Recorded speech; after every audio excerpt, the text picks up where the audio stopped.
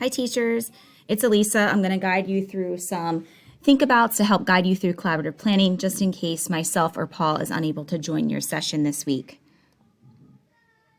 So if I can get my... What we're going to have you do first as a team is examine the mid-year data as a grade level, reviewing our end-of-year goals that by the end of second grade, we will have 100% proficiency on the math inventory. And then finally, we're going to have you think about your instructional planning. How can you ensure to kind of hit essential understandings between now and the end of the year? And what can you do to move your bumpable students towards proficiency?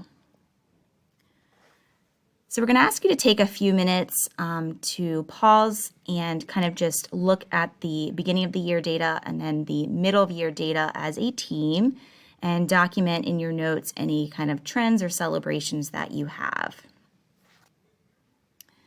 Once your team's done that, then you can continue the video and move on to the next slide.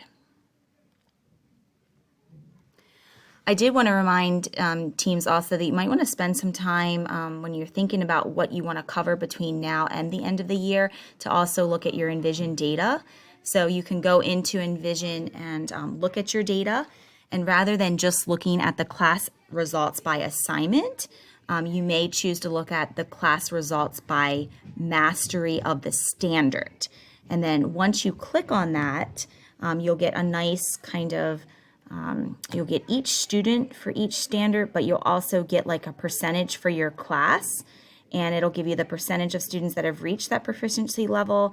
And then underneath, you're going to want to pay attention to the standards where you students have not quite mastered, as well as the standard. And then you can actually click where it says standard info, and it'll actually give you the specific standard. So when you're trying to figure out what standards you really want to target between now and June, this might be another source of great data.